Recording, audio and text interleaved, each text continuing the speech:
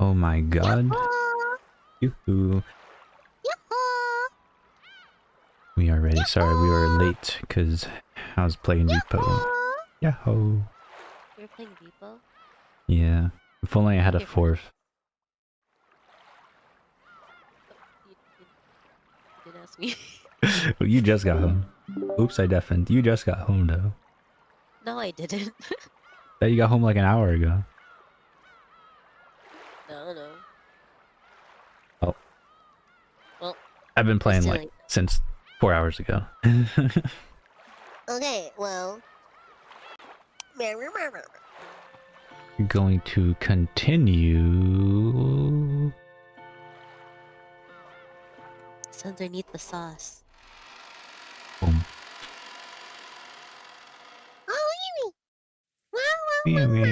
Alright, I forgot people that. All that could be heard was the sound of the rain and voices from the kids' TV program Maria was watching. And they engrossed Maria's cackling voice. In other words, Maria was involved in the murder.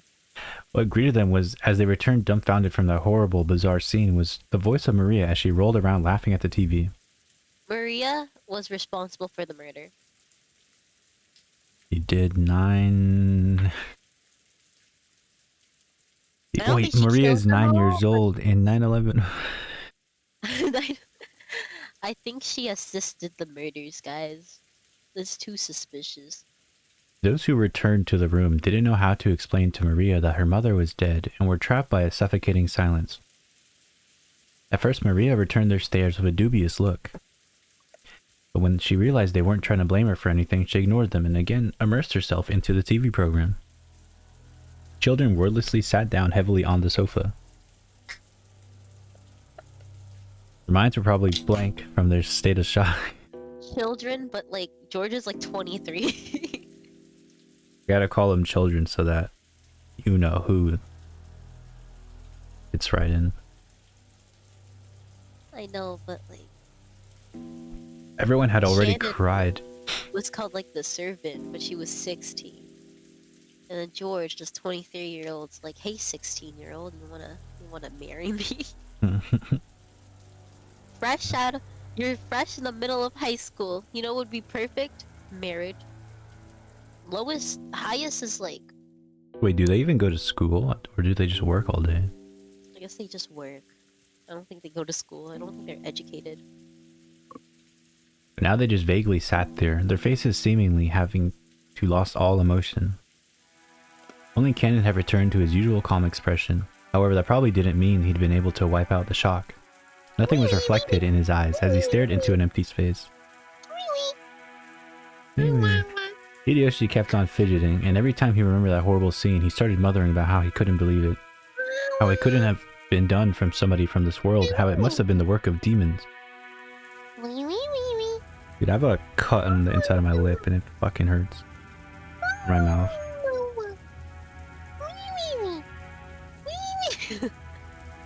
Every now and then, his mutterings produce a question directed at Nanjo. This is the noise coming from Maria's TV. Every now and yeah. Every now and then, his mutterings produce a question directed at Nanjo with a later cut. You did! Eating in a calm, doctor-like manner that nothing could be understood by only glancing at the scene. I did it! That until the police arrived, they wouldn't learn anything.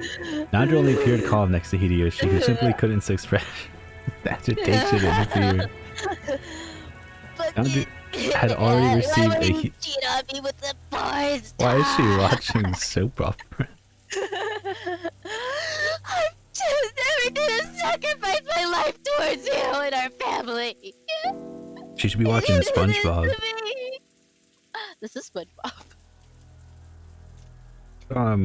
Le Bon Mille Sponge. All you did was give me everything. Well, what if I didn't want everything, huh? What if I didn't want everything? It's your fault for getting pregnant. What if I just didn't want what you wanted? What if I wanted to have a life of my own? What if I didn't want you?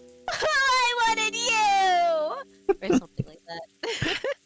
Maybe that atmosphere was why she tried to rise to the challenge and take charge. Natsuhi appeared to be unchanged from her normal attitude, and she briskly gave directions. I will go see father. Kenji, quickly contact police. Again, I said this earlier.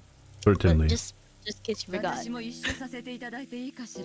wonder if you would allow me to tag along, Natsune-san. Since Cross-Nissan's gone, the task of aiding father has been left to me. Off. It would be improper of me to relax here while relying entirely on you. Natsuhi was struck speechless by Ava's aggressive move in a situation like this.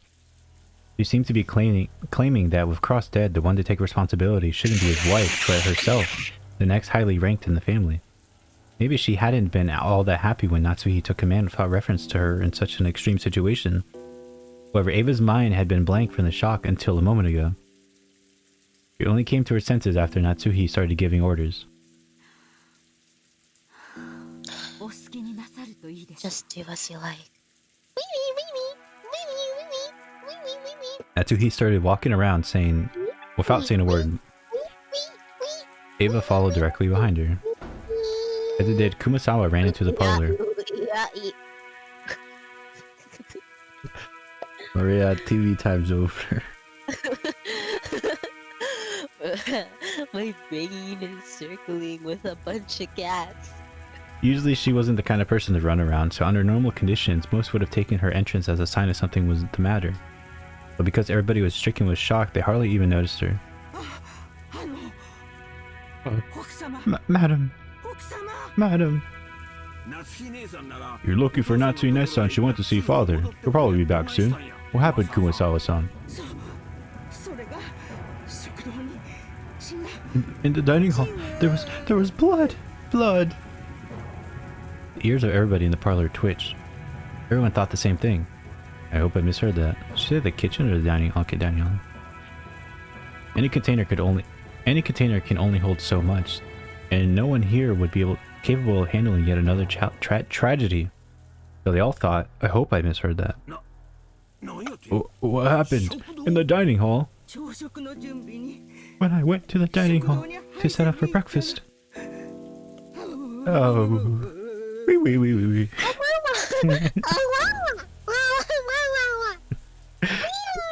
The first one to start running was George. His harsh footsteps jogged Hideyoshi and Nanju to the senses, and they chased after him. Shannon, don't be shit. She dies again. Eller and the others followed. They flew into the dining hall one after another, but they didn't find any change that might have caused Kumasawa to go pale. To those who had viewed the gruesome scene in the storehouse, it was a bit of an anticlimax. However, Kumasawa had followed them and pointed it out. There was some traces of blood remaining on the floor. Due to that terrible scene, it wasn't very impressive. However, if Kami thought about it, it definitely indicated that there was a lot of loss of blood. There's another puddle of blood over here. What in the world? It appears that a great deal of time has passed. It's probably safe to say that they were killed here last night. It definitely looks that way. We're talking in the dining hall until late into the night. After that, someone must have forced their way in and... Dad, when did you and Mom slip out of the meeting to go to sleep? It was a little past midnight. So, probably should assume happened after that. Are you kidding me?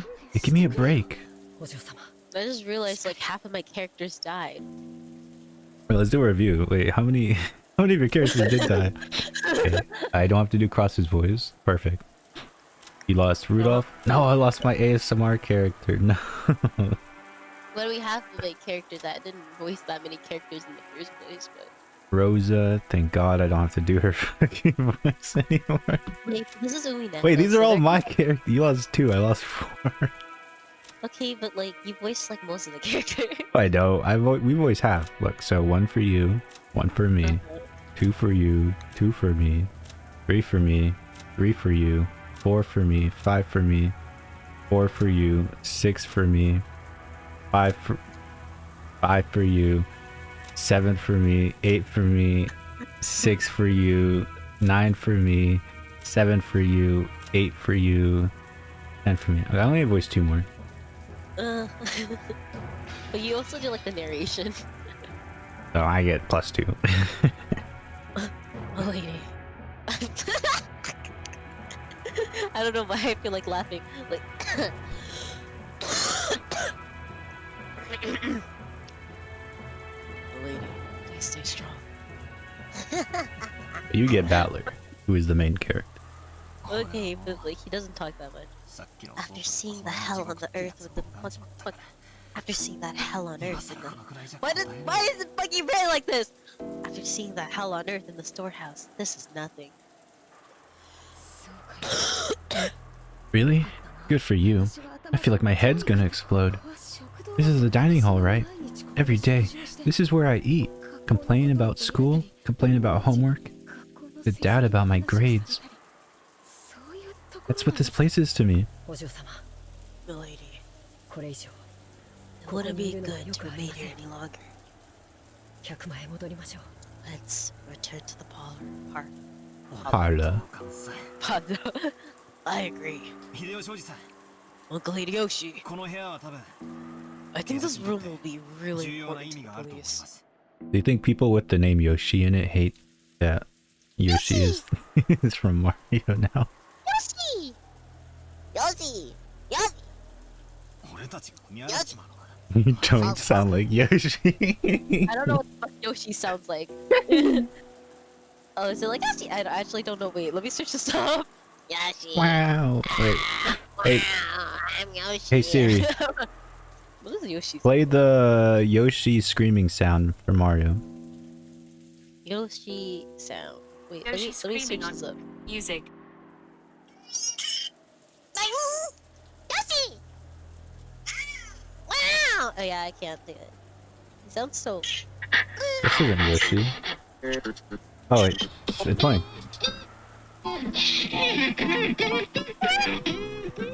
What the oh, this is Vine Sauce. What is this fucking clip?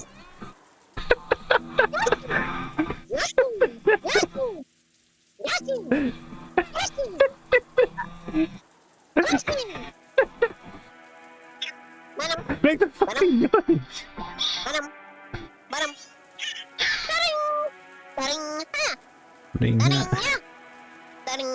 I didn't pick the fucking worst video to play my thing. Alright.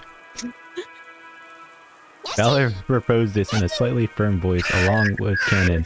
He grabbed the pail and shaking Jessica's shoulders. Everything is just as Butler has said. Yeah, she doesn't say that. Toad. There's nothing more to be gained from remaining in this room. Hunter spoke while looking at everyone's pale faces. Even those horrible scenes in the storehouse felt like something of not this world. At least then they'd been able to leave to get themselves from the place and run away. Everyone had shared in that feeling. However, the dining hall was different. You're gonna throw out your voice before you even get to read your line.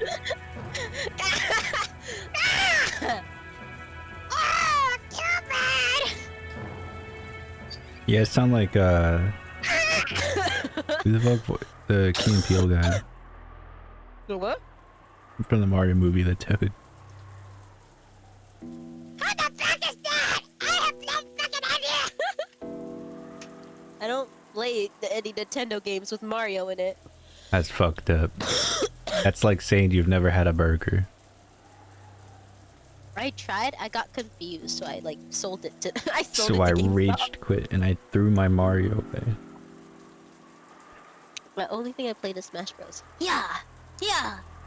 However, this dining hall was different. It was the mansion. It was the main building in the estate. And as Jessica had said, it should have been one of the most calming places even inside the mansion. It was where all the relatives had eaten lunch and dinner yesterday.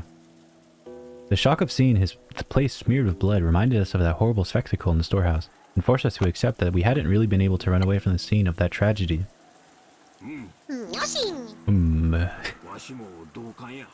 I agree too. The culprit might have traces left in this room. Amateurs like us shouldn't stir in this place. Let's leave quickly. Quickly. Hideyoshi also understood that the meaning of what Battler had said and pushed everyone out of the dining hall. The way we were then, looking at the blood any longer would have been too harsh. Nobody went against his words. Everyone raced each other out of the dining hall. Why are you screaming?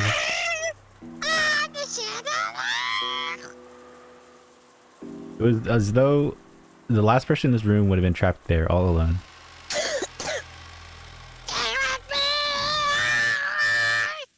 You're gonna ruin your voice. You're never gonna fucking recover from being sick. What do you mean? I'm completely fine. Where's your Mucinex? I don't have any. Have you tried stealing it? Have you tried a felony? Once in the hallway, we lent a hand to Kumasawa, who was still trembling, leaning against the wall, and we all headed back to the parlor together. And Genji returned. Oh, Genji-san, were you able to contact the police? Bro, none of my characters have been talking for like 10 million years. Because they all ran up to the fucking father's room. Wait, who do you have left? So you have Kinzo, Natsuhi, Ava. You got 5. You have 6 characters left. I got 1, 2, 3, 4, 5, 6. We both have 6. It's just your 6 are not on the screen. My 6 haven't been here because one of them's a little girl. 2 of them went upstairs. Battler's not really saying much. And Kinzo doesn't fucking say anything unless he's like talking about Piatorite. That's it. I'm afraid I must apologize. Why did I get an accent? God, fucking talk faster. I don't know if it was a failure of the radio or something else that caused it, but... What the? You're saying you couldn't contact the police? Both the phone and the radio failed? My apologies. My apologies. Well, the boat will be arriving on Monday morning, and I can believe we will be able to borrow their communication equipment. And isn't there a boat on this island? Can't we just take a little trip out to the Nijima Police Department? Why is there a boat on this? Hideyoshi-san, that would be impossible with this weather. At the very least, we can't do anything until the typhoon passes us by. Browse's boat is being repaired and is not on the island. Therefore, we must wait for the boat to come on Monday. How could this happen? 6 people are dead, the phones and radio aren't working, and there's no boat. So until the typhoon passes and the boat comes, in other words, until morning, we're gonna be stuck here on an island unable to contact the police? And fucking throw Maria out the window. Which means that. Well, thank God we have the fucking television working and everything. How does that work, by the way? How's the TV working, but the radio and the phones aren't? Isn't there supposed to be like signal or something? I guess like maybe. Yeah, but wouldn't they use the same signal? No, maybe it's just DVDs. I guess technically you could do that if it wasn't a live feed. You know, when you like record like past like TV. Oh, incredible! Thanks for the follow, Rat. But like landlines. No, well, that would like, be you for. Know, like when you, well, like if it's just a TV, right? I don't know if like your TV needs like signal when you're just like popping in. I mean, that's how cable works, right? This is a long time for me. I can barely remember this. Wait, let me I say that as if I didn't have cable until like 15 or something. Yeah, I grew up with cable and like, you know, the DVDs and stuff for like a large portion. And I'm just trying to think of like my power ever went out for my phones and internet, but not TV. Cable need need signal? Was it like signal?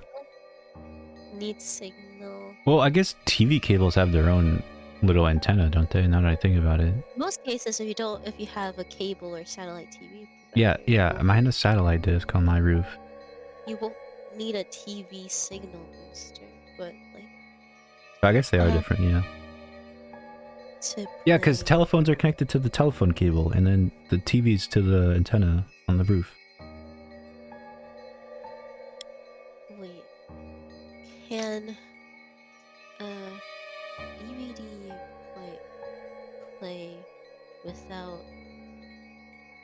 Yeah, you can just pop a VHS in. Yeah, like VHS, DVD. Yeah, you don't need Wi-Fi for that. As long as the power's working, which it is. The power is working, it's just like not the signal. Alright, So like, mystery it's like in solved. a house without Wi-Fi. The criminal who... Oh, that's Battler. Fuck you. That was the narration. But the criminal who killed everyone is also confined to this island. That certainly follows. The culprit who killed everyone is still here on the island. So that bastard who... It's freaking Shannon. I don't care. It has to. It is. Maria's an accomplice. Everyone else is an accomplice. We just don't know it. Everyone's in on it but Battler. That's my theory. Everyone's on it except for the children. And Natsuki. So, the bastard who killed Dad and the others must still be hiding somewhere, unable to escape? Damn it. Damn it, damn it, damn it. I'll catch that bastard. No way I'll lend him over to the police. I'll silence him to bits myself. Why did I just...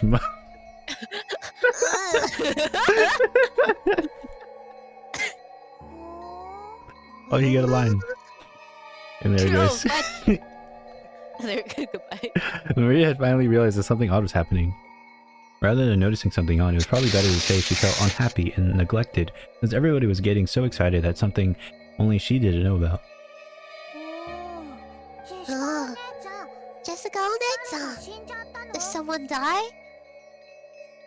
I just wanted to see. She's a fucking accomplice. You see that? She's an accomplice. She is Weird, an accomplice. She is accomplice. Oh, that's how you see the CGs. She's accomplice. She's involved in the murder. Everyone else is involved in the murder. Everyone, but Shannon especially. I feel like Shannon is too innocent. She has like... The servants just don't have enough dirt on them, but like they're related to Kinzo, so they have to be in on it. I don't care Well, if they're like... what if her head just did that? Okay, but like it has to be something was planned. Her head might have been exposed. Let's say, but it's suspicious how like they did not let George see the body. Like I know Ava and like the Hideyoshi saw it, but I do not trust them. There has to be something more going on. The way she spoke was completely calm, just as though she had been talking about something who had someone who had appeared on a television drama, as though it was someone else's problem. Jessica probably didn't like that, as though trying to say, "Can't you just tell by looking at me, overwhelmed by grief?" It flared up on Maria. They all died. Everyone. Everyone. My dad and Battler's parents, Goda-san and Shannon, and even your mother too. Stop it, Jessica-chan. You aren't the only one who's sad. Maria-san, I know this will come as a shock, but please listen. Your mother. He has died. Mama died? Yeah. Someone killed her. At what age do kids understand death? I had so many existential crises when being met with just like the thought that like I would die one day and it would be nothing. Cause like I think... Go ahead. I was just gonna say, cause like I had like my doubts in God existing like from a young child, despite everyone trying to be like, oh, there's a God. But like I doubted it, and like in 7th grade, I like had like a whole like I tried to like believe in it, but it was really hard to, so I stopped believing in it. It's just like I feel like as a kid, lots of kids like kind of understand people die, but the gravity of death doesn't really hit them unless it becomes really personal to them. And let's say Maria lacks like a sense of empathy, or lacks a sense of empathy towards her mother, or care for her mother. She's not gonna really process that well, I'd say. I was gonna say, anyways, I don't remember being taught about it, but I did want to die when I was around like 12 or something. I remember wanting to die, but 12 is like not that young compared to like I remember feeling suicidal around 12 too. But like, and like even 3rd grade, I was like coming to gripes with like wanting to kill myself in 3rd grade, right? But the thing is, like, and you don't necessarily have to be taught about death as a kid, to understand death when growing up, as we're surrounded by death. It's just typically when you're taught about death, you kind of have like a way to like understand it more. Yeah, Because because like, I you know, never as a had kid, anybody in my family pass when I was growing up, so I was never really told about it. because like, you know, you don't need to be told about death to understand death exists, but people educate kids about death so they're more sympathetic about it. I don't remember Because this that's like, conversation with my family. well, like, I wasn't taught about death too. What happened was usually like, if I did mention death and I was mentioned, I would be like, sometimes I did question like my parent, like, and when I was 4, I questioned my parents like stuff about death, and it was just always met with me crying because they like just told me that everyone's gonna die one day and Even like we don't live you. forever. And I was like, no, I don't want to die, and I don't want my parents to die. Well, specifically like my dad, because like my mom didn't really. My mom wasn't really present in my life. It's kind of like the opposite for like me, where like it's like the father went to get milk, my mom kind of, but like, but like, I feel like kids don't need to be taught about death, cause like, but teaching them about death will make it easier for them to feel more sympathetic about it, and also for them to like, it introduces them, cause like sometimes it's very, sometimes when the realization comes through like, you know, just experience or just like understanding it, it kind of hits more severely.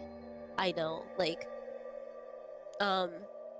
because like, you know, you get an existential crisis during that time. It's like Yeah. you typically, when you have like a older figure helping you through like death and like all that processes, it's easier to process and understand and accept rather than just having to dump on the fact that, because like even adults like struggle with like the gripes of like death and like what happens after we die, because that's just a really tough topic. Like I, in 6th grade, I like came, or 7th grade, I came to terms with it because I was like, I'd rather nothing exist than me having to be religious for the rest of my life and feel like I can't do anything. Cause like I became like very hyper religious and asking if everything I was doing is a sin, because I was like Catholic. But then like I saw like some propaganda as a kid saying that you have to be Protestant, and if you're Catholic you're gonna die and burn in hell. Like I was like, oh shit, I'm Catholic. So then I try to like change my like Propaganda religious machines, bro. beliefs. I know, right? And then like eventually I was like, fuck this dude, I don't even believe in God, I don't think he exists. So then like I kind of just like stopped being religious, and then like I had like an existential crisis, but then I'm like, you know what, death maybe isn't that bad. And also had like other atheist friends who were like, yeah, it's not that bad. I'm like, you know what, it's okay. And then like I started to like become even more depressed than I was in like middle school, like in 8th grade. I started like in freshman year and stuff like that. I started to be like, you know what? If I died, that'd probably be more like peaceful than just living right now. When you start romanticizing it. It's when you start romanticizing it and like just embracing death, and then like somehow moving past that and being like, you know what? I want to live my life to the fullest because death is gonna happen anyways. And you know what? I might as well live my life doing the mundane things because it's temporary anyways, and we should all live happily. This We're is like gonna the spend plot. our time playing Umineko. We're gonna spend our time playing. I might die before this visual novel's done. Yeah, I don't know. Like maybe I'll get hit by a car one day, like, and bleed out on the floor. Or maybe I'll have my brain smashed in and half my face is showing, like Umineko style. And you know what? That's okay. It'll Live be a happily. That's like the conspiracy. plot. They're not That's really like the dead. plot of every visual novel, you know? Every visual novel I play, especially Dempa ones, the end message is live happily, enjoy your life. You can recover from trauma. At least your life won't be as worse as these characters. After showing like the most horrific like experience ever, it's like, haha, you can recover from this. I was literally like Subahibi. Full doomer mode. I was like, oh yeah, the world's ending. Also, live happily. And like, Let's see how Maria reacts to this. I know it's sad, but oh. but stay strong. But stay strong. How many people died? 6. 6 people. Damn it. How could anyone be so cruel? There's a limit to how cruel it can be, even if you're human. I don't know who it is, but this culprit isn't human. There's no way. Their blood isn't red.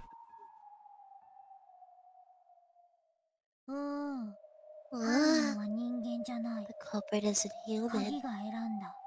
It's just the chosen by the. Huh.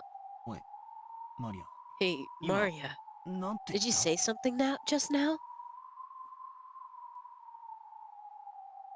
Didn't she say Kagi? She said it's just the key chosen by the... I didn't hear it because I turned my volume down, so I didn't hear the line. I'm pretty sure she said key. Maria had just said something, but since the words were so remotely separated by the flow and context of the separate conversation, I couldn't understand them for a second. When I tried to ask her to repeat it again, I was shocked by the sudden sound of Aunt Natsuhi's loud voice coming from the entrance of the parlor. It looked like Aunt Natsuhi and Aunt Ava had returned from their trip to see grandfather. It's like one of the few times something just happens off screen. You can contact them, even with the radio? If we can't use it at a time like this, why do we even have an emergency radio? My apologies. It was supposed to have a maintenance inspection every year. Wait, don't you have one of those code signaling devices that make a flashing light? Couldn't you contact the next island? We do not have such equipment. My sincere apologies. Just then, Kumasawa arrived, pushing a cart loaded with breakfast. Oh fuck yeah, food. Since there was no way we'd be able to eat in the dining hall, Hideyoshi had ordered her to take it to the parlor. Why are we eating breakfast here? Natsuhi-san, I'll tell you later. More importantly, Eva, how was father? Judging by the fact that he isn't with you, it seems he will not leave this room, not even for a situation like this. Yeah, I was fucking planning it. Oh, he wasn't there. The room was empty. That was the Lamento water. that was this. That was the Lamento water. That's the Lamento. That's the Little Busters. That's the Little Busters raindrop. That's the Lamento raindrops you hear. Do you mean to say that Master has left his study? That is correct. I was surprised myself. I wonder when he left his room. Wait, I realized I should probably change my word. Do any of you have an idea? So he looked at Genji and Kanon as she said this. Maybe she was trying to ask whether the servant who served directly under the one-winged eagle knew of the place he might go. However, it was probably the other way around. Their faces made it clear that those who knew Kinzo best realized even more than the rest how impossible it was for him to leave his room. Even we don't have no. What the fuck? Even we don't. We have no idea. We don't have an idea. We do not have an idea. As you all know, within that study, the master had everything from a place to sleep to a bathroom. I couldn't imagine him leaving that room except for a significant reason. In that case, what? Isn't it natural to assume that he must have one of those significant reasons come up? We still cannot be certain if that's the case. Anyway, he is a fickle person, so possibly went for a walk by himself, unaware of the current situation. If that is the case, then he must act in haste to tell him what has happened, and to ask for instructions. I'm congested in one ear right now because I blew my nose. That's right. Although, I don't want to think about it. It's possible something's happened to him, isn't it?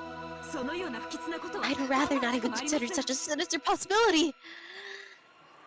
No one had seen Kinzo since the discovery of those terrible 6 corpses On top of that, the phones were broken and the radio wouldn't reach anyone, so there was no way to contact the police.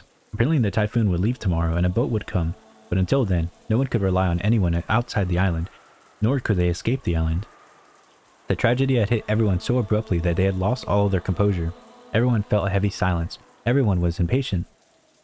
Even though they needed to do something, they couldn't think of anything. So some of them held their hands in their arms while others got irritated.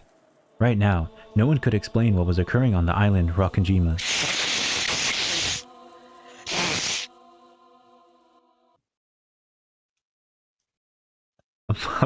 I'm debating setting a keybind to mute Discord every time you have to blow your nose. You won't even know when it's gonna come. I can mute it like instantly. Let me see. This will be helpful. Wow, I'm getting silenced. I'm getting silenced right now. He doesn't want me to be ruining his. I give flavor. It's giving flavor to like the whole story. You don't understand. You don't understand. Understand the atmosphere I'm doing right now. Push to mute.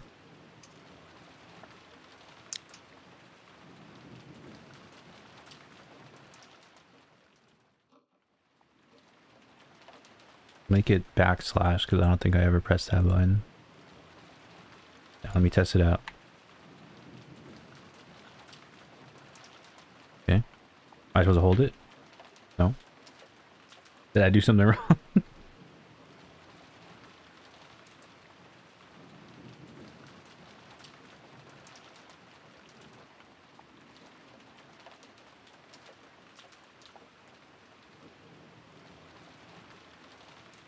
Let's try this. Yeah, it works. Alright, I got you. After that, we ate breakfast Kumasawa-san had made, which felt dry and tasteless. She fucking sucks.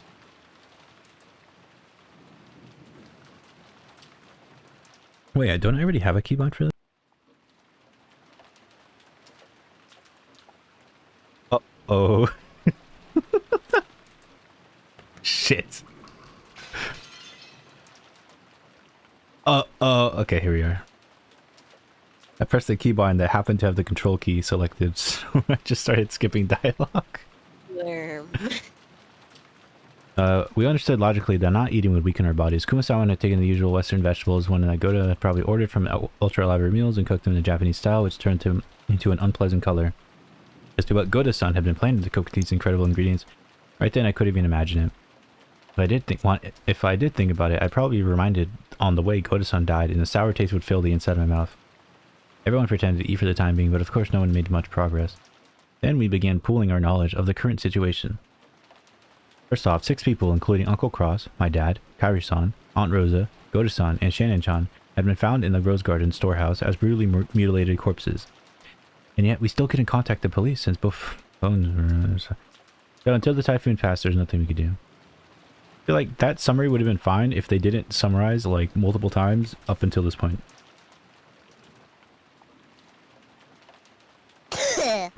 Furthermore, grandfather, who we might have hoped would be able to show a little leadership in this kind of situation, had disappeared some time ago. Goda-san hadn't made breakfast, so grandfather's stomach must be empty. And if he had just been taking a casual walk, we should have been able to hear him whining about how hungry he was by now. And despite that, he hadn't appeared. There was more than a small chance that he had gotten caught up in this crime. According to my aunts, on their way back from Kinzo's study, they'd searched for him, calling out on every floor, but were unable to find him. Considering the timing of it all, it's only reasonable to assume that the disappearance had something to do with the crime. We figured Dad and the rest were probably killed in the dining hall and then painstakingly moved to the storehouse. So maybe grandfather had already been killed and dragged to some strange place, which we simply haven't discovered yet.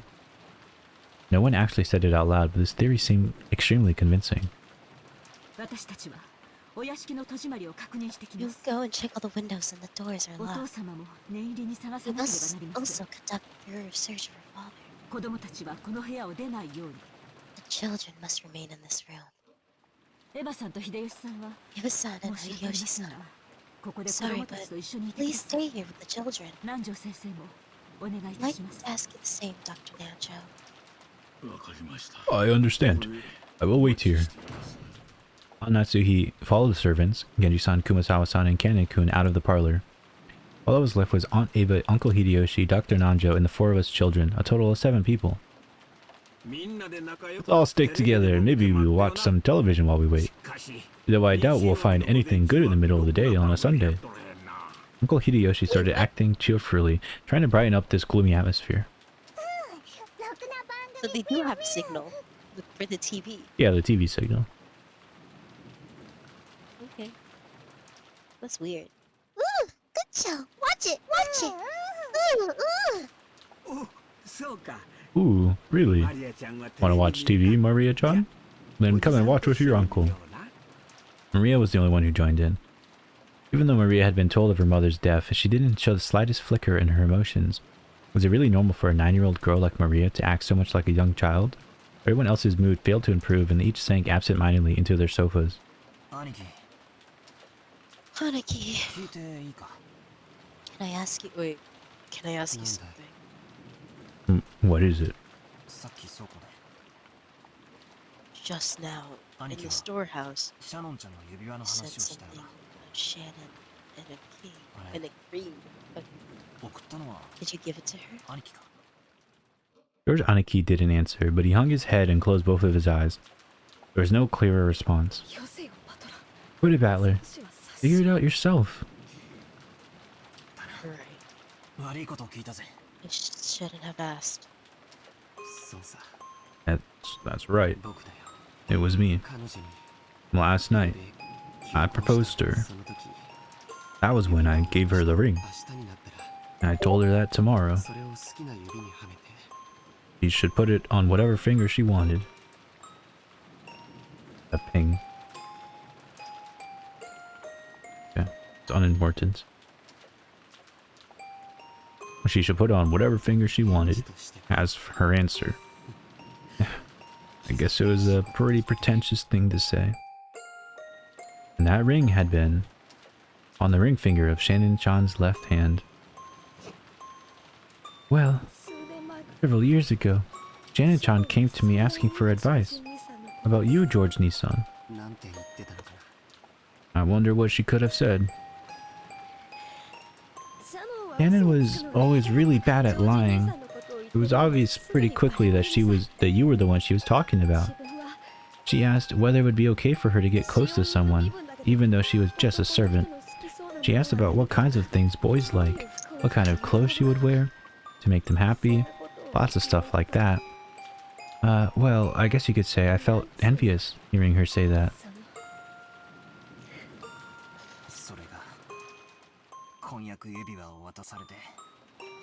So, okay.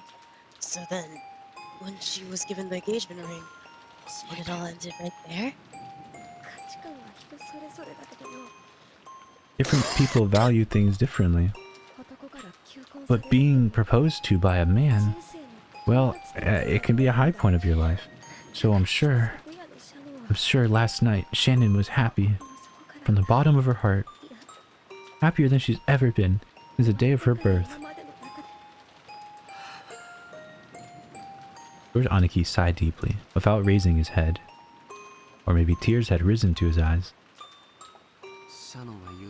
It seems Shannon was on duty in the guest house last night, but because she was too embarrassed to go back to the guest house with me, she went over to the mansion. See, he knows it's his fault.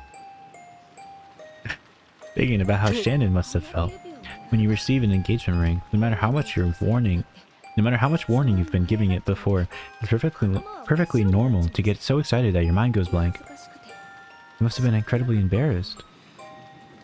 Then Shannon went to the mansion, even though she hadn't been assigned there, helped Goda-san with his work, and got caught up in this crime.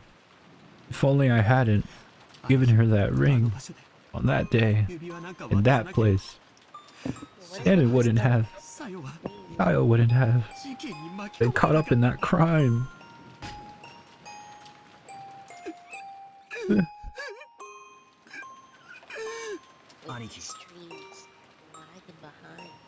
It is?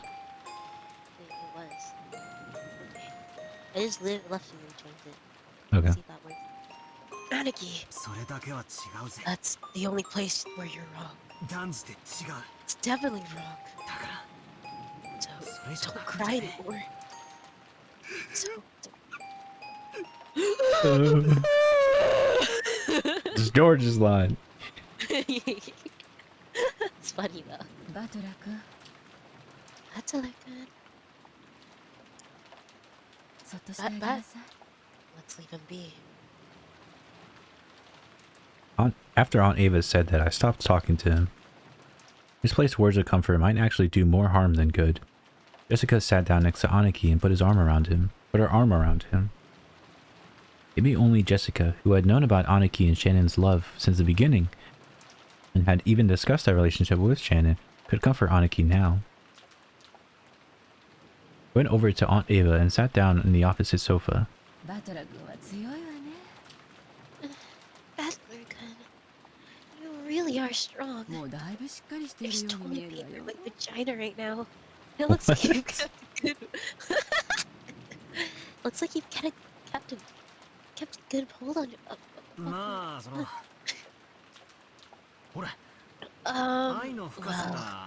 look, depth of love becomes the depth of the wound, right? After all, it's not like how that old bastard died has anything to do with me. I feel bad about Kiri-san, but, well, she wasn't actually my parent.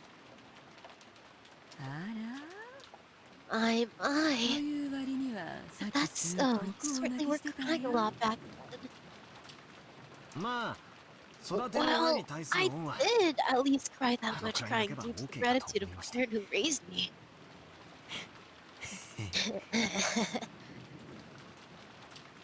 The speed of the change of the pride was to come from Rudo. My kid would always get violently happy, sad and angry. But he'd always regain his cool immediately afterwards. It's nothing like that. I haven't been really able to get over the shock yet.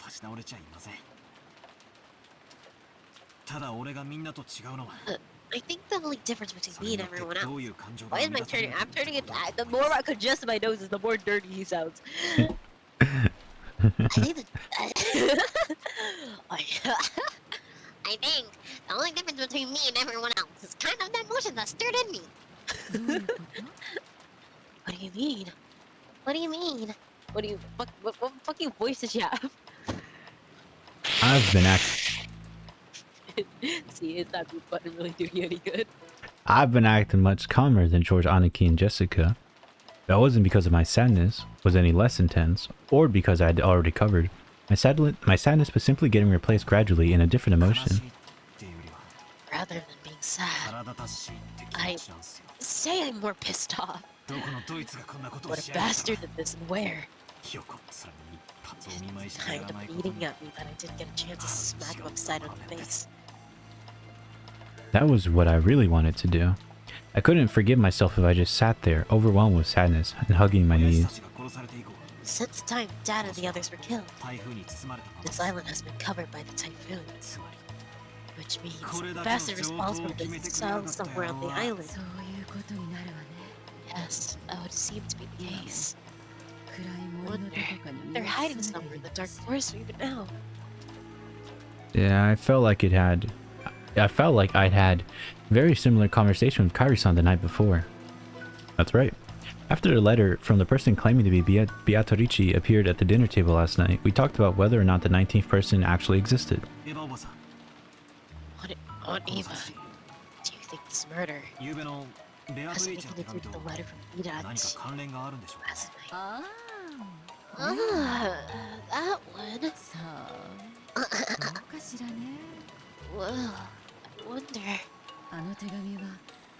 All of the siblings agreed that that mysterious letter was further to complicate my father's inheritance.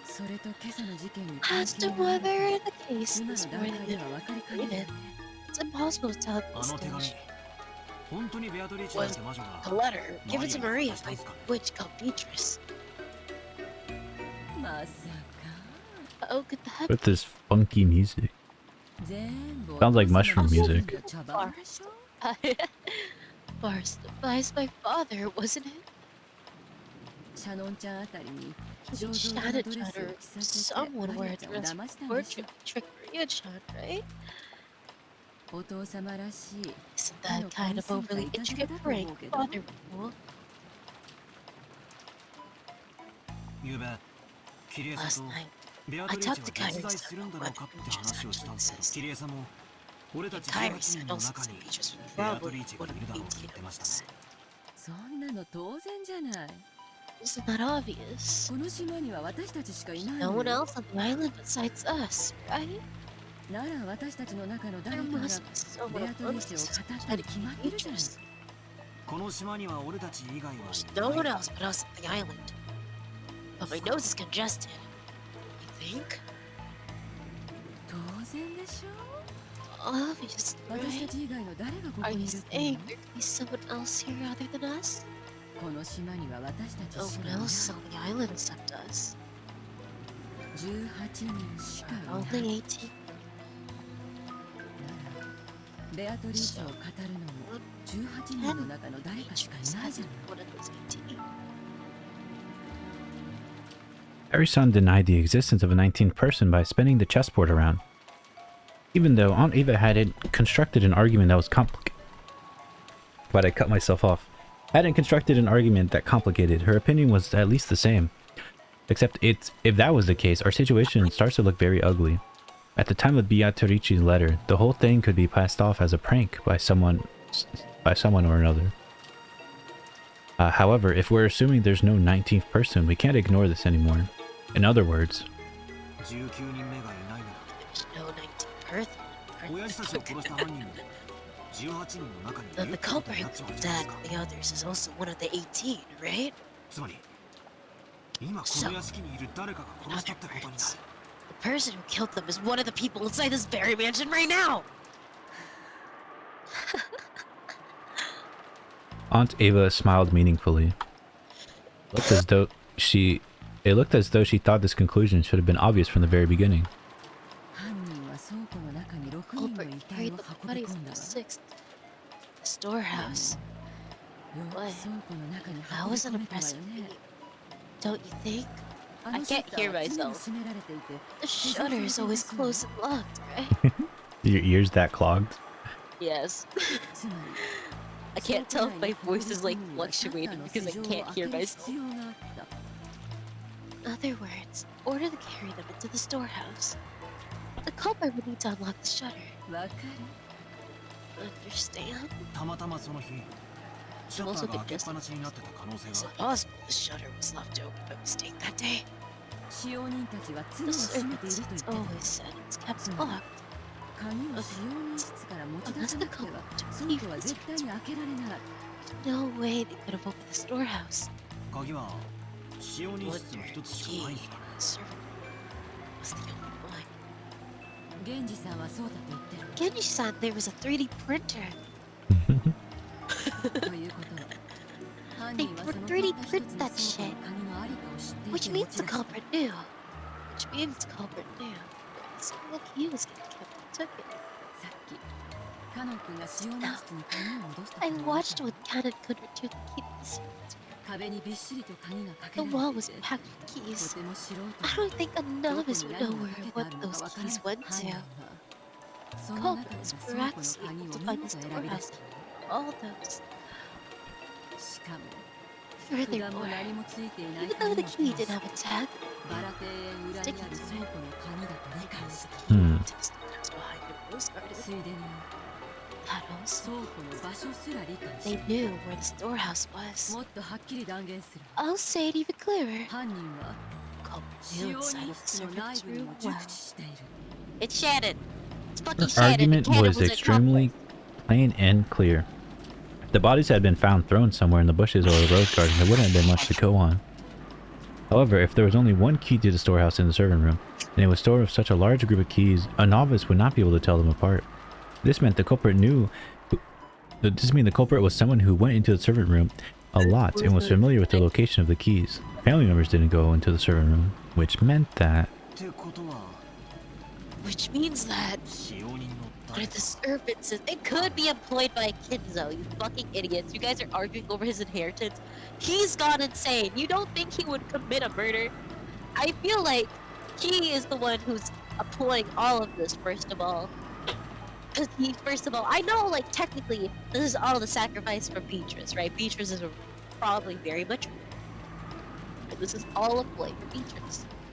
But, Kinzo, let's say I didn't believe in the witch, then I would first suspect Kinzo, because he's the one who's, like... But, like, also Shannon. I freaking think Shannon was responsible, and everyone else... All the servants are accomplices. And I think everyone else is either ignorant, but I think the adults are kind of aware. I think the adults are kind of accomplices too. I think that makes sense. Sorry, but even I can't tell you any more than that. I'll tell you one thing. What's that?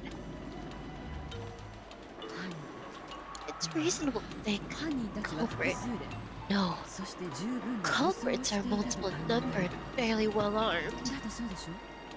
They'd have to be, wouldn't they? They had to assault 4 in the dining hall, drug a total of 6 bodies all the way to the storehouse beyond the rose garden. And arrange with that disgusting makeup and graffiti on the shutter. There's no way a single culprit could carry all of that out on their own, right? It made sense. It probably wouldn't have been possible for a single person with enough time.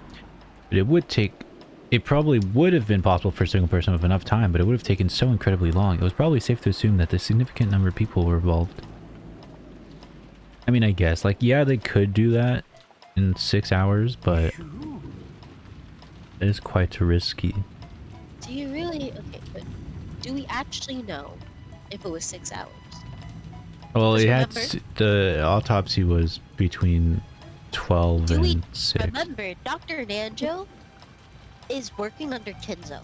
Well, also, we know at least they were talking until midnight. They were talking until midnight. But they found So the at bodies. most it was 6 hours. At most it was 6, but they were missing in the morning. But how do we not know?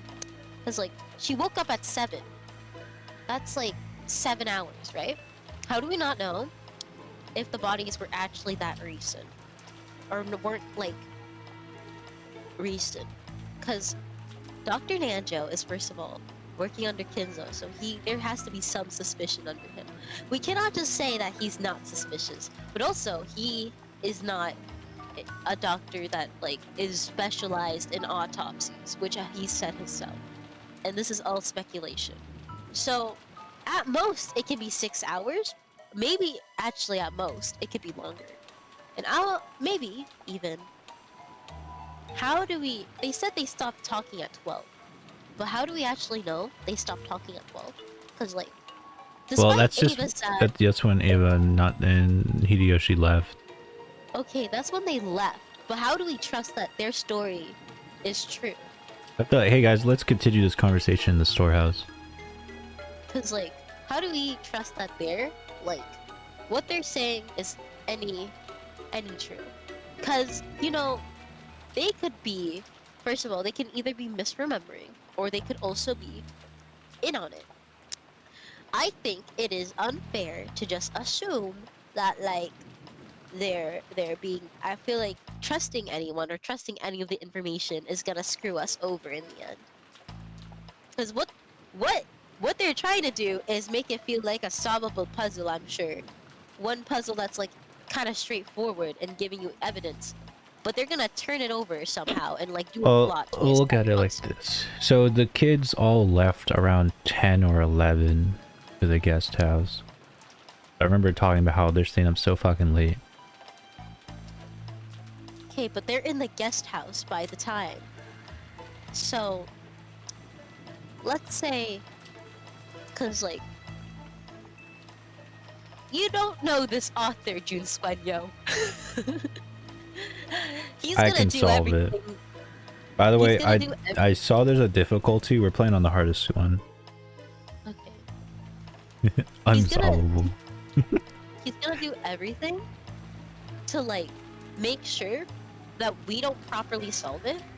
If you take the information to like face forward, you're gonna get screwed over.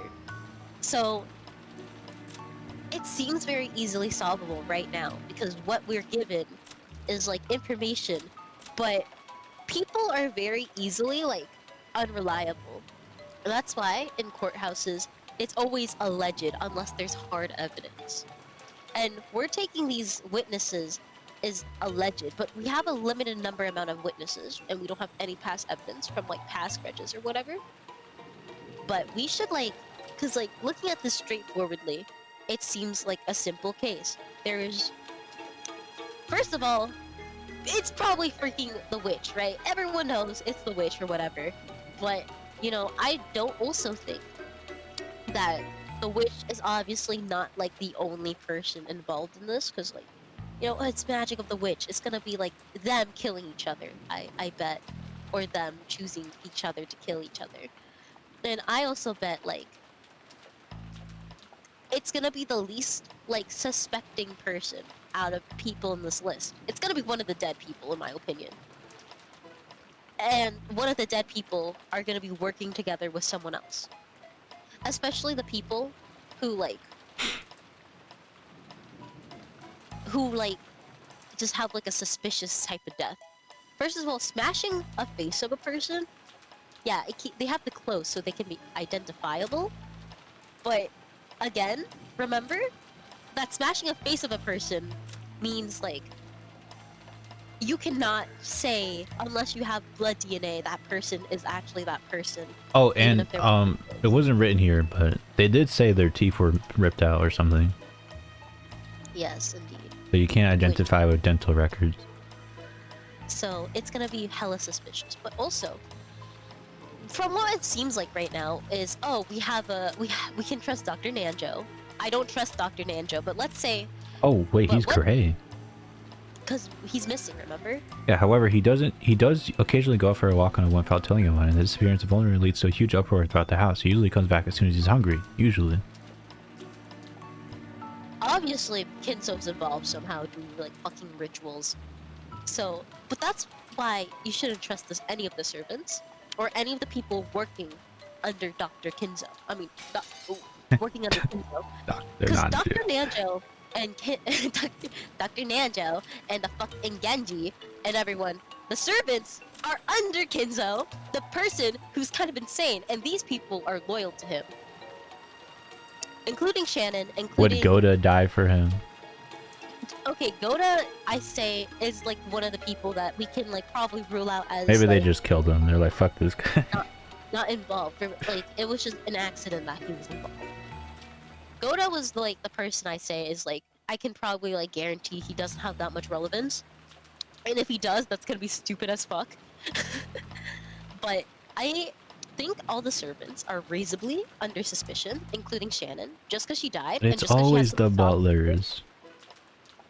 Just because she has like any sob story, just because she has like, she's likable, she's nice, doesn't mean she's dead. Doesn't mean she wasn't involved. Also, doesn't mean Canon was not involved. He is most likely involved too. I think Genji is somehow involved, and I think Dr. Nanjo is also somehow involved because they're all. Let's find out. I'm being big brain here, and if I'm right, I'm gonna laugh in your face.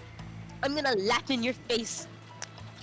So, what you're saying is that maybe all the servants were in cahoots? Please keep quiet, okay? When you're right to voice your speculation like this.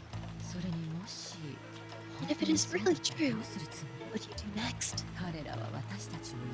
Might not let us live your lives. This opponent who had no trouble killing Nisan and the others. Right now, the only ones I can count on to fight are with my family. Maybe you, which comes at a total of 4 people, right? I mean, the problem with his logic is that if it's all of the servants, why haven't they just killed us already? Like, I'm sure they had more chances to do that. I don't think. Okay, motivations. Yeah, there's no Motivation. motive for this so far. So The motive is fucking Beatrice.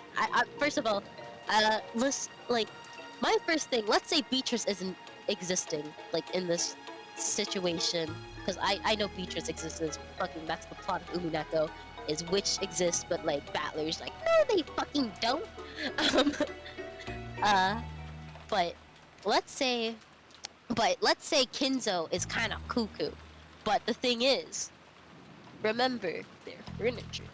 If Kinzo ordered them to commit a murder, how likely do you think they will commit that murder?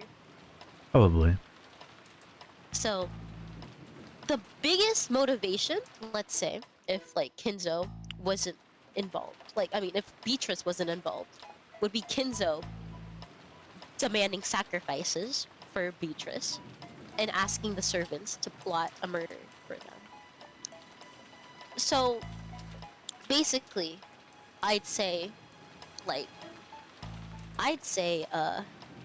also, I, I think Natsuki was gonna die that night because of the charm, Jessica gave her, she did not die. So, I think everyone was like going to die, like inside the house, but because of So the charm, who died in her place? I don't think someone was gonna die in her place. I think it just so happened that there was enough people that she wasn't chosen first.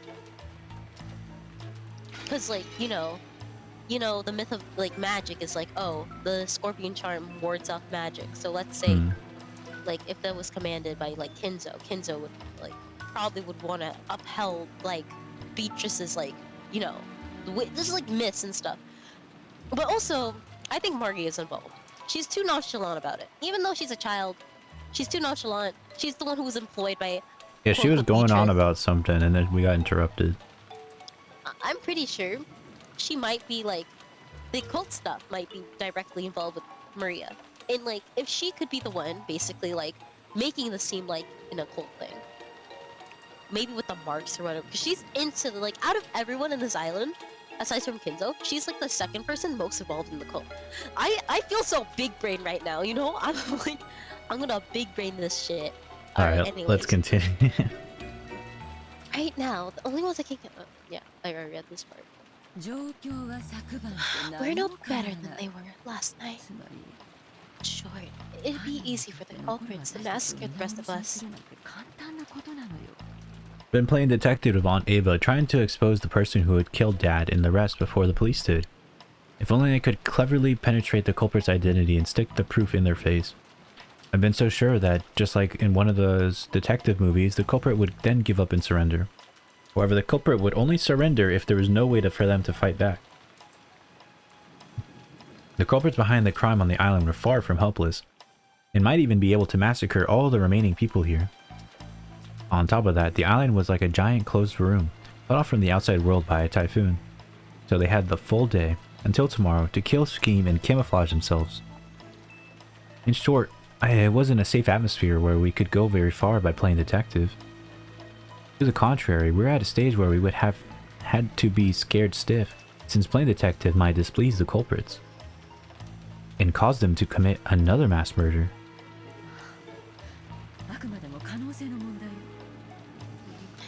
Well, it's just a possibility, right? But I can't bring myself to trust the servants yet. That doesn't mean I only suspect them. Don't you think there might be a mastermind behind all this? Mastermind? Why do you say that? It's just a feeling. I don't like these Danganronpa terminologies being thrown around. Right. I don't like a hidden 19th person. I don't like a mastermind. Think about the word servant literally means. It means someone else serves as someone else's arms and legs, right? Ishimamiya family members who got killed. I bet you're a fucking accomplice. So naturally, there must be someone involved who still escaped from the result. This was also plain and clear. The Ushirimiya family had been right in the middle of a discussion about the distribution of the inheritance when grandfather died. This case followed the standard form of any classic mystery novel. The crime was definitely caused by someone with ties to the Ushirimiya family who was involved in the inheritance problem. Aunt Ava probably read a few books on the genre herself. Her argument may have been blind assumptions in it, but it was a standard conclusion that anyone might have reached. I think most people would end up suspecting the servants, even if they used different reasoning to get there. Especially the story about the key to the shutter. They made it very easy to suspect that one of the servants were involved.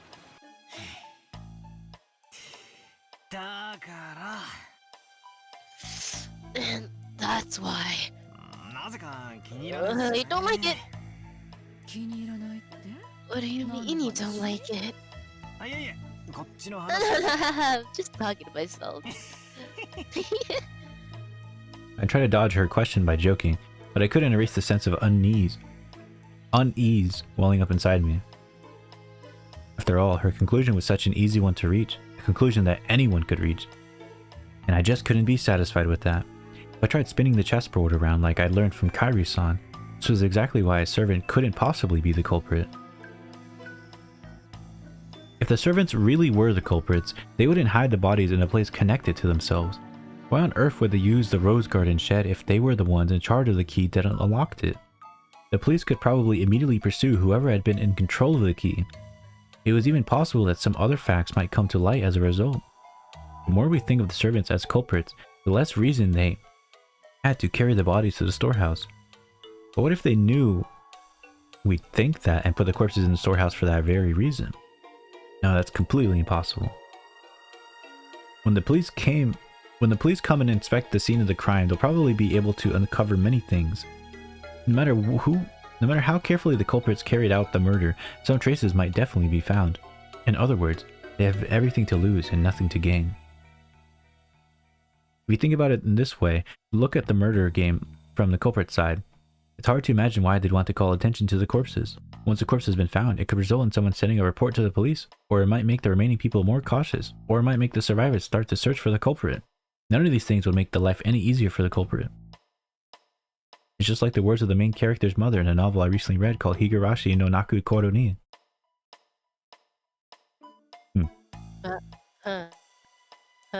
Every story needs to have a beginning, middle, and an end. Eliminating the beginning is essential for the perfect crime. Right now, we don't know where grandfather is. I accidentally just closed my Discord. They just reference Higurashi. I want to see that reference again.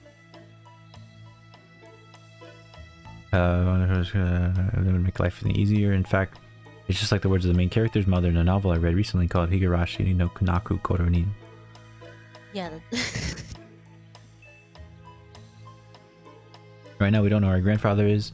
We don't know if he'd really become a victim or if he's one of the culprits. But this state of confusion must be beneficial to the killer. Look, I'm just saying though, if the killer really wanted to hide the bodies, which they obviously don't, they would have just dumped it into the ocean.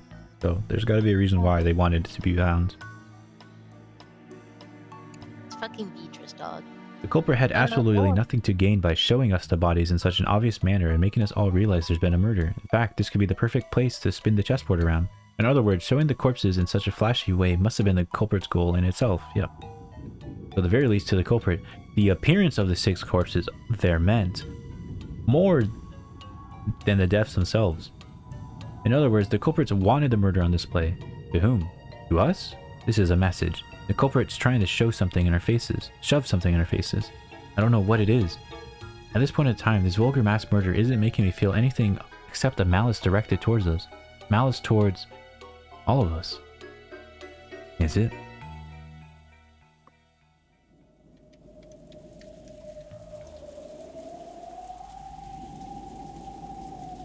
Each of the survivors had some kind of connection to one of the victims.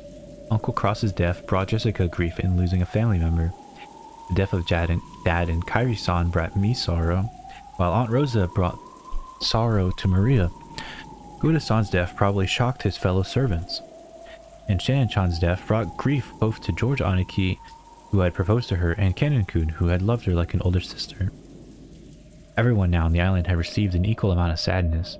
Aunt Ava was sure the servants were in cahoots, but then how could you explain the deaths of Goda-san and Shannon-chan? At any rate, by this argument, The grief caused by the 6 deaths hit everyone but Aunt Ava and Uncle Hideyoshi.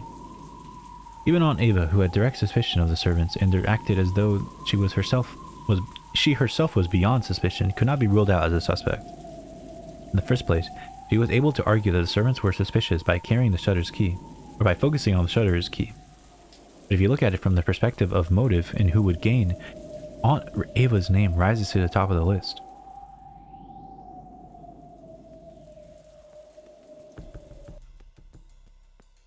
I know what you're thinking, Butler-kun. What? No, no. Don't tell anybody about how my head's full. So full of obscene stuff. I'm the one who gains the most from these murders. Since I'm gonna be suspected anyways, might as well get it out in the open.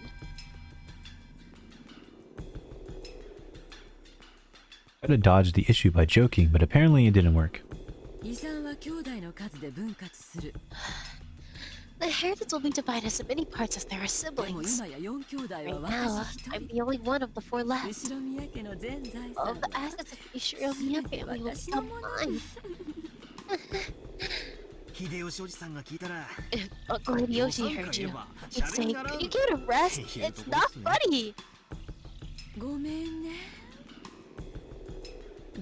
Sorry. I was just fooling around since I'm gonna be suspected anyways, no matter how much I try to smooth it over. That's why, from my point of view, this murder might have been designed to cast suspicion on me. My nose is becoming stuffier. Fortunately, my alibi for last night is weak. Can you tell me a bit more? Tell me a bit more about last night. Last night? As you know, the discussion between the siblings is how this place sliced up and yet the inheritance continued until last night. I don't know how late it lasted. My husband and I woke up early that morning. We were so sleepy, and a little past midnight they let us go. When we returned to the guest house, we rested there. And anyone other than Uncle Hideyoshi threw back. No, it's not like I suspect you or anything, okay? Wow. Are you sure about that?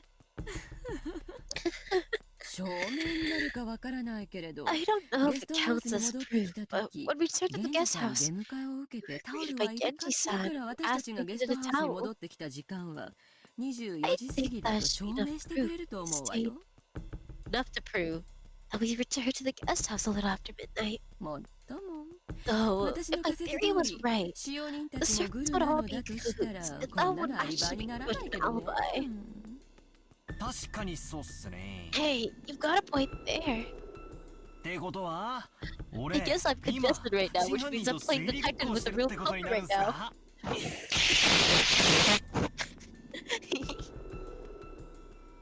Augers. Over. I say this with honor of my sake. If I were after the inheritance, I would never commit such a bizarre set of murders.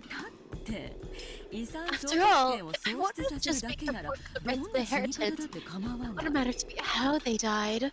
It's much smart for me to try to make their deaths look like accidents. Especially if you're assuming I laid up some careful plan that involved the servants. Got a point there. Killing someone for personal gain definitely should make it look like a murder. Exactly. That's why I'm such a boo-boo. Police would probably treat me like some mastermind who investigated all of the things. Not fun at all. Aunt Ava shrugged with a bitter smile. It was just as easy to suspect Aunt Ava as it was to suspect the servants. So if we spin the chessboard around, does that make it impossible for the culprit to be her, suspicious as she is? However, if that sort of argument always works, then the motive can never help us in that way. Oh. No, that can't be right. Knowing the motive must give the powerful clues towards knowing the culprit. That's why murderers from all time periods disguise crimes in complicated ways, cleverly preventing their motives from being discovered. I don't get it. I just don't get it. Every time I spin the chessboard around, it keeps flipping from front to back and back to front. Are my thoughts bringing me closer to the truth? Are they...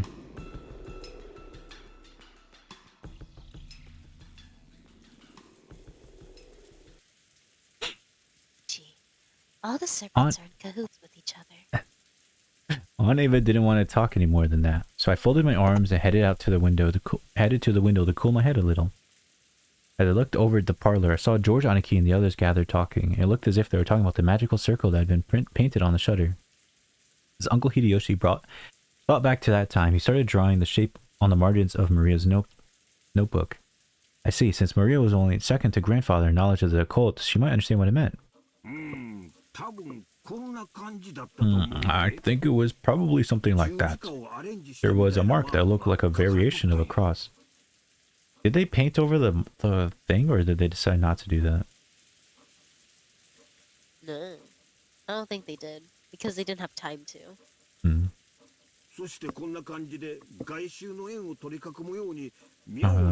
And then, surrounding the circle, around the perimeter were these closely packed strange letters on all four sides of the cross. And in the four corners, there was something written. It didn't look like the alphabet or something like that. It was what they call ancient characters. And around the top of the circumference, there was a small mark. 5 small circles arranged in a plus sign and straight lines connecting them. Yeah, there definitely was something like that drawn there. Yep, no mistake in the shape. I don't understand the thin characters, but the arrangement was nearly the same. Everyone's staring down the shape, so I stared down at it too. From what I'd heard, it looked like it had been painted on the shutter in the storehouse with some material that looked like blood. I see, this sure is unsettling. Grandfather's probably the only one who'd want to draw something that weird. Seriously, where did he go? I want to grab him and ask him what the hell this is supposed to mean. Lizard's voice contained impatience and anger. She hadn't gone as far as to say grandfather was the culprit. She seemed to think that grandfather knew something about the culprit's background. Of course, if you were searching for a link connecting the Ushirimiya family to the occult, 10 out of 10 people would think it the grandfather. Also, to a person who knew nothing about the occult, this strange mark would have no meaning, which meant that this might have been something addressed to grandfather. Right, and the reason that this crime was shown to the survivors was so they'd find us. In that case, where had grandfather, the essential recipient of this message, disappeared off to? Does this shape ring any bells? Maria looked at the shape with a serious face. Maybe she was enthusiastic because this was her area of expertise. However, the appearance was that of someone separated from the events at hand, as though this thing hadn't been drawn on the shutter closed around her mother's corpse. First impression was the design resembled a German cross. Oh, it certainly does have that kind of design. Does that mean it has something to do with Germany? The German cross was originally crest from a religious order of knights and was supposed to protect pilgrims traveling to sacred places. In other words, the magical circle has some kind of religious meaning? It's starting to sound like gibberish. When I looked over at all of them, preparing to jump into the conversation, something shocked me. Maria was smiling, an eerie and incomprehensible expression on her face. It was almost as if she wanted to make fun of everyone's ignorance. I told you guys. It was an expression I wouldn't have dreamed to find on Maria's face. And he laughed. That eerie, jeering laugh. Jarring, fuck, I said it twice. Was something I didn't want to believe was possible, even though I was looking at it right in front of my eyes. Holy shit. I was about to point out that in her eyeball it looked like a person's body, but it didn't look like any of us. See that? She's autistic, and this is her special interest. It's okay, guys. This is an interesting song to play. You people aren't even close. Like, she looks terrifying, and then this is like some... I don't know, the music isn't scary, it's kind of like inquisitive. This is pretty freaky.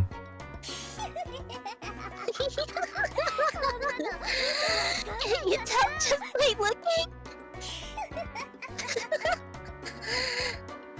While everyone was busy being scared out of their wits, Maria kept on cackling happily by herself. After a while, that laugh was suddenly and abruptly cut off. But her expression looked like it belonged to someone completely different from Maria. This is the 7 magic circle of the sun. These characters are written in Hebrew. Give it here. Sure. Maria stole the writing materials from the stunned Hideyoshi's hand. She then started drawing another magical circle for Russell, right next to the one Hideyoshi had drawn. Looks kinda sorta like this, right? Huh? Sure. Yes, Yes. it was... Oh. Maria, incredible. You really do know a lot. Jessica tried to smooth things over by praising Maria. Maybe she wanted to confirm that this still was the Maria we all knew so well. But Maria didn't answer her in any way particular. Maria began swiftly writing unfamiliar characters in the corners of the shape. When Uncle Hideyoshi and Dr. Nanjo saw them, their eyes immediately began to open wide. Right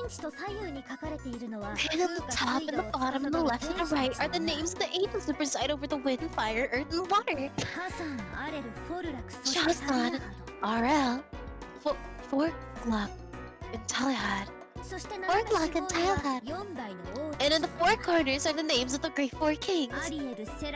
Arya, Ariel, Sarah, Tarshish, and Cherub. Is that what you saw? Even if they hadn't been able to correctly write what they'd seen, when they were once again shown something identical, it wasn't difficult for them to realize the two were the same. When Maria asked them whether it matched, Uncle Hideyoshi and Dr. Nanjo nodded over and over again. There's no mistake, that's it. I'm sure that's where characters that look like... I'm sure that those were the characters that look... The fuck? How were you able to write something like that? He's the one who fucking wrote the marks. There were also characters written around the circumference. I used the same voice for both of them. I know. Like this. Right? Maria quickly began to surround the circumference with more Hebrew writing. It's Psalms of the Old Testament, the 16th and 17th verses of the 116th Psalm. Psalm. You must at least read the Bible, right? Have you read the Bible? No. Me neither. Look, I'm Catholic, but I haven't read the Bible. Well, I was born Catholic. I'm technically atheist. I'm an atheist. Actually, I'm atheist. I don't believe in God. Acting as though knowing this was the only common sense, Maria laughed. For a while, everyone, including me, was at a loss for words. A little later, George Aniki returned to his senses and slowly managed to speak. She's the one who put the marks on the fucking wall. It's That's incredible. I'm surprised. So what meaning does this magical circle have? She can't do that because she's not tall enough. No. Boom. It was... Boom. Debunked. Debunked. No. No, it's not fucking debunked. They said it was on the door, but they didn't say how high up it was on the shutter door. 9-year-olds are like 2 feet tall or something. No. What? I don't know how tall they are. Even a 3-year-old isn't even like 2 feet tall, dude. Really? Yeah. That's crazy. I have no concept of that. Well, 3-year-olds, like, maybe like 2.5, but they're not like that short. Like 9-year-old girls are like 4'3", or like 4'4". I'm 4'11". They're like only a couple inches kind of shorter than me, but they can also be 4'6". Like, they could be like, so about like 6 feet. Oh, no.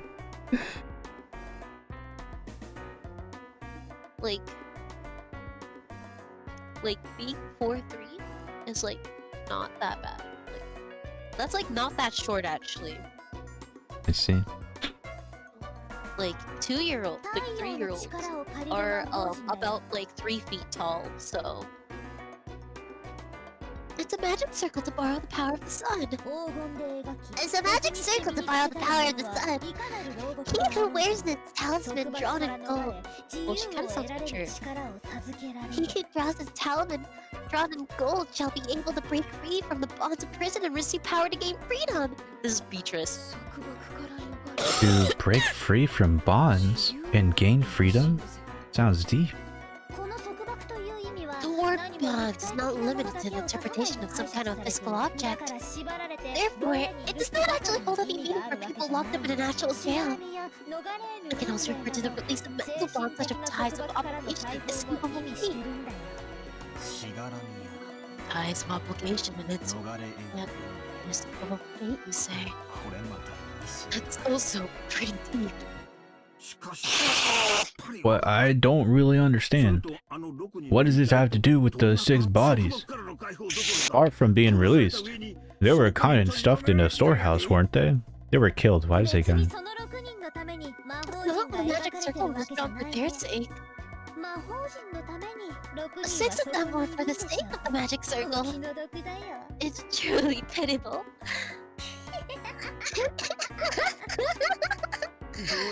What do you mean? What in the world do you mean when they say the 6 of them were there for the sake of the magic circle? Maria lifted up her pointer finger and waggled it as if she was making fun of us. It's written around the circumference. Can't you read it? Psalm chapter 116, verses 16 and 17. I'll read it for you. The Lord has freed me from my chains. I will offer you a sacrifice of thanksgiving and will call on the name of the Lord. See? See, you say. I've got no idea what you're talking about. You're saying they're human sacrifices. If what Maria had just read aloud was a vital part of the magical circle, then it was saying that sacrifices had been offered in order for the magical circle to be effective. So human sacrifices had been offered inside of the storehouse, Related this to the fucking epitaph. where the magical circle had been drawn. A heartbeat later, everyone else seemed to reach the same conclusion. Some people were shocked and others spat out that this was insane as they punched their knees. This is starting to get incredibly disturbing, and we couldn't accept it or understand it. I don't care what kind of magical circle or curses other people believe in, I won't pick a fight with them. I have a theory. But did they really kill Dad and the rest of the sacrifices for a crap like that? I just couldn't stand the feeling. Compared to this, I preferred it when we were still disgusted by that theory about the fight over the inheritance. As I started getting pissed off with the feeling between anger and sadness, I broke from the circle everyone was in and returned once again to the window. I have a theory. Beatrice is real, but the myth of the witch is not. Well, maybe it is kind of real, but I think the current, like, what's happening with all the murders, though it's real, I think there's gonna be, like, some deeper, extra layer that's basically, like, there's gonna be some extra layer that basically makes, like, Beatrice seem less mythical or something. What it seems like right now is, like, there's gonna be a lot of people involved in, like, the quote-unquote summoning of Beatrice, but Beatrice herself might not be, like, as powerful as people will make her out to be. Maybe she will be very powerful, but she's gonna be, like, in my opinion, there's gonna be, like, a way to add some humanity or, like, some kind of plot twist towards her character, because that's just how that's just how visual novels get you, okay? She's not gonna be, like, an all-powerful being, like a god, like some, like, she's gonna be, like, somewhat relatable, and, like, there's gonna be, like, some extra, like, storytelling or something.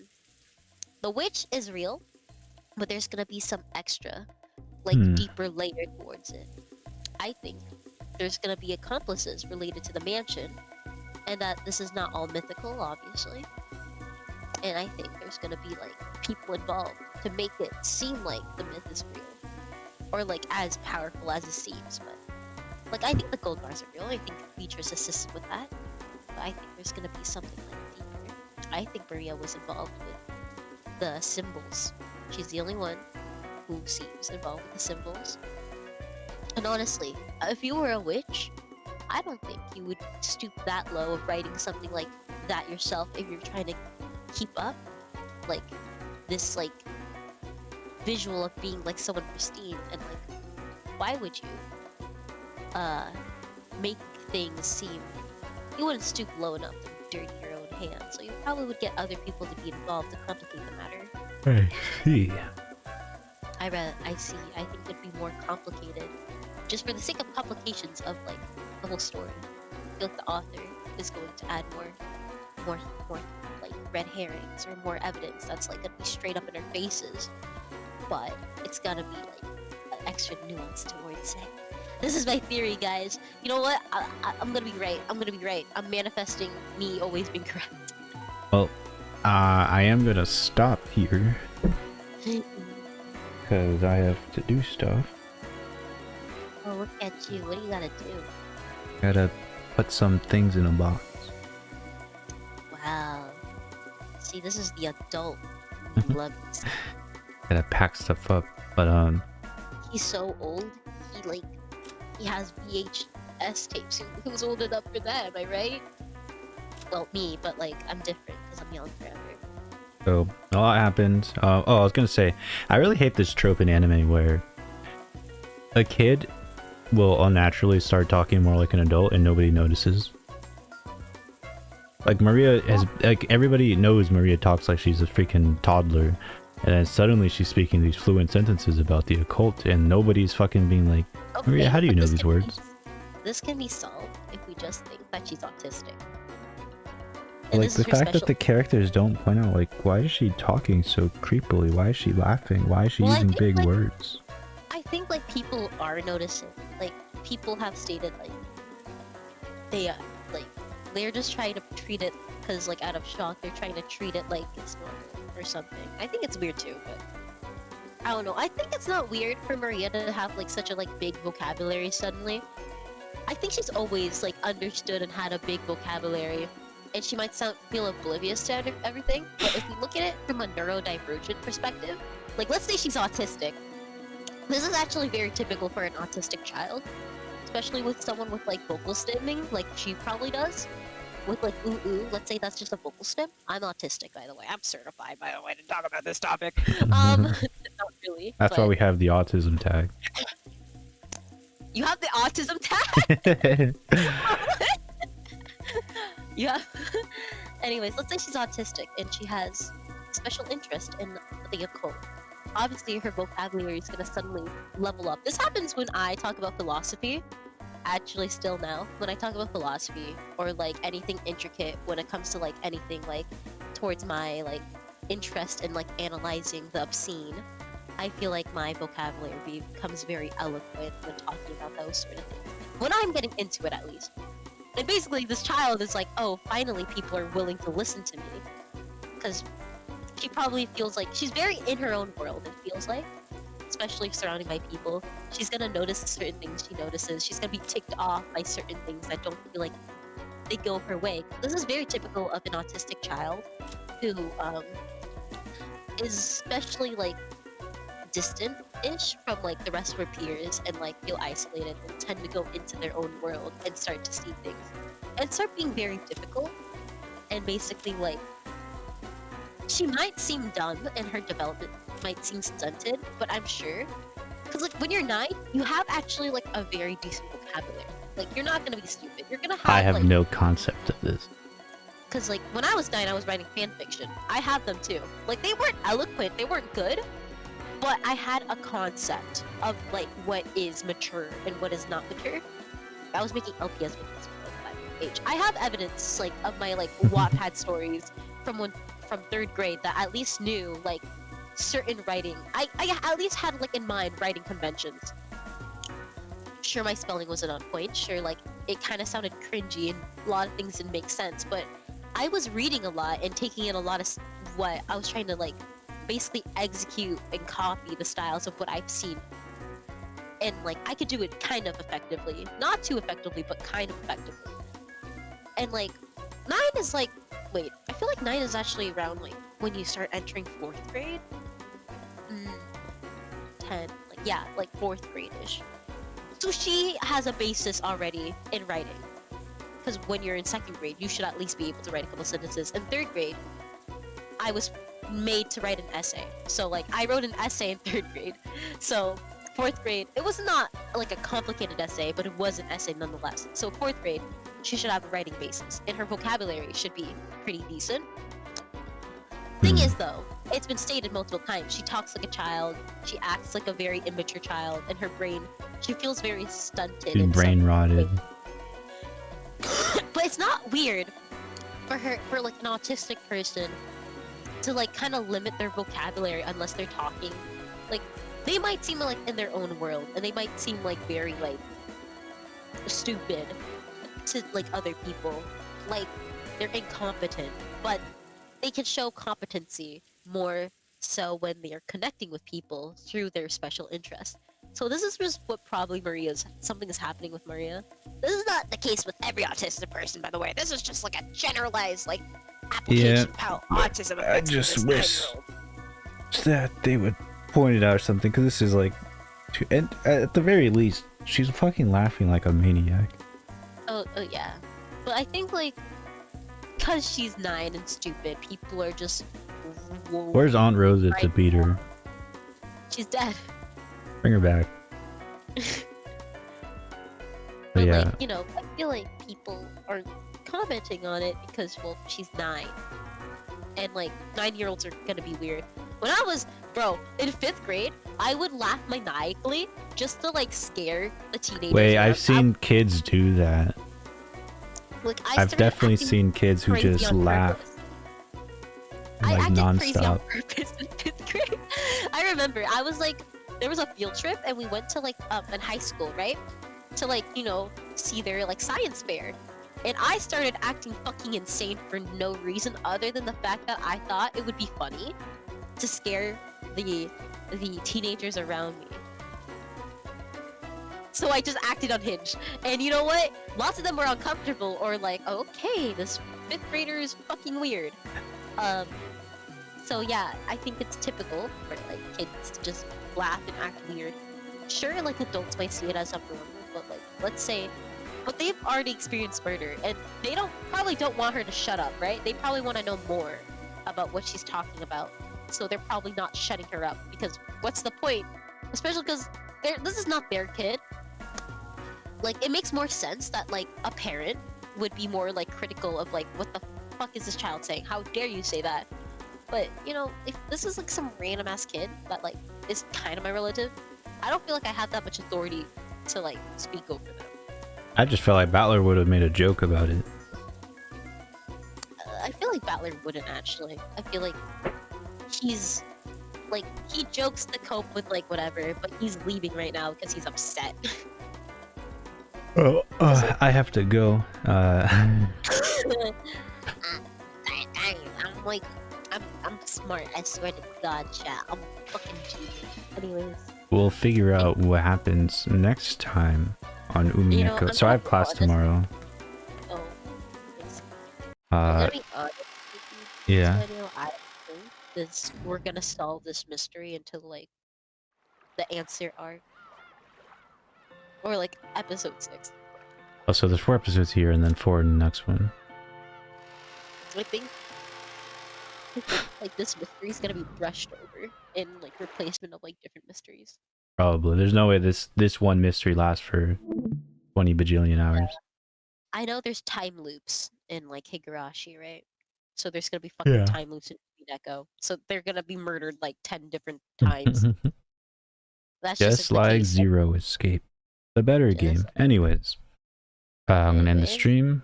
So maybe tomorrow. I got like an hour at the end of the day, but we'll see. Alright, ending the stream. See ya.